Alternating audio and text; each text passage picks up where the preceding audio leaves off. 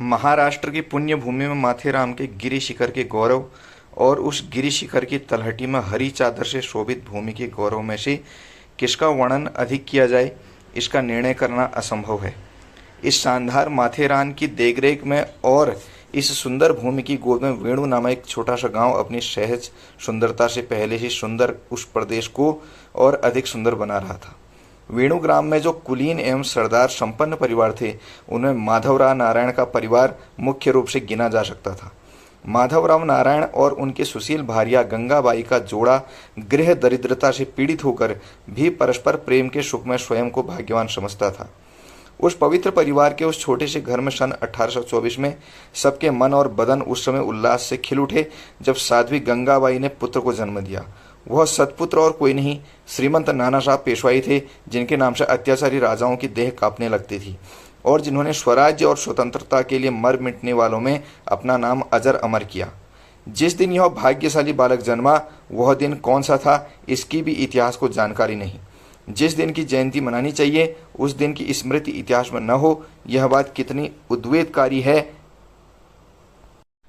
ऐसे दिन राष्ट्र के इतिहास में बहुत अधिक नहीं होते। हिंदुस्तान में गुलामी के गोबर में सड़ते हुए गोबर के कीड़ों को जन्म देने वाले दिन लाखों उदय या अस्त होते हैं, परंतु अपनी ईश्वर दत्त स्वतंत्रता और स्वराज्य का अपहरण करने वाले का रक्त प्रसान करने के लिए त्रिषित मानधन नाना साहब को जन्म देने वाले दिन शताब्दियों में से एक दो ही होंगे। ऐसे अलभ्य दिन की यह अवमानना देखकर परमेश्वर ऐसे अपात्र को फिर से दान नहीं करेगा। इसकी लज्जा महाराष्ट्र तुझको होनी चाहिए।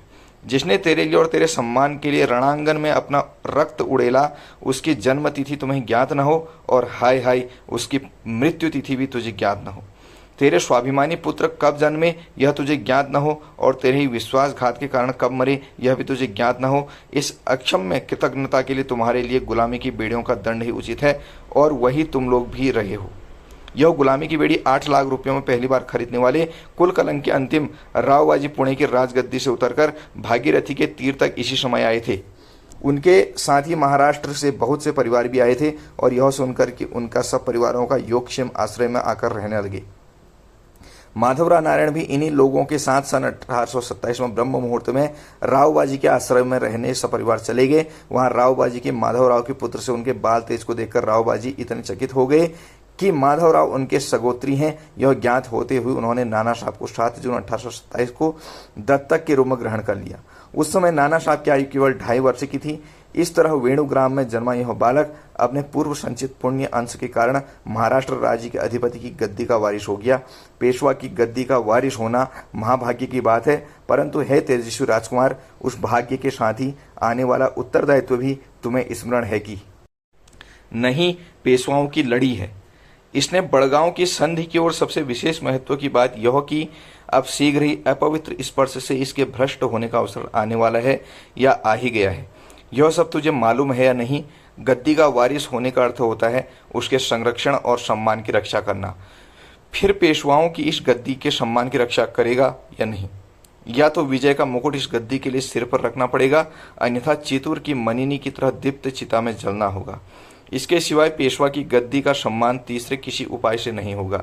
हे तेजस्वी राजकुमार, यह दायित्व ध्यान में रखकर तू महाराष्ट्र की गद्दी पर सुख से बैठ।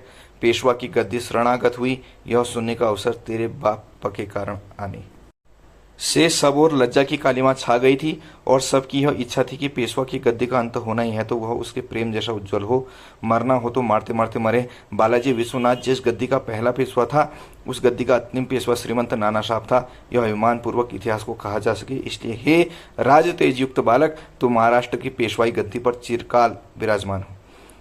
इसी समय श्री क्षेत्र काशी में मोरोपंत तांबे उनकी सुशील पत्नी भागीरथी चिमड़ा जी अप्प साहब पेशवा के आश्रय में रहते थे। इस दंपति को अपना नाम इतिहास में अजर अमर होने वाला था, लेकिन हिंदुस्तान के हाथ में दामिनी से दमकने वाली खड़ग जैसी कन्या को जन्म देने का सौभाग्य उसे प्राप्त है। उस समय उस दंपति को यह शायद ही ज्ञात होता। 19 नवंबर 1835 को उपयुक्त दंपति की गोद में महारानी लक्ष्मीबाई साहब ने जन्म लिया।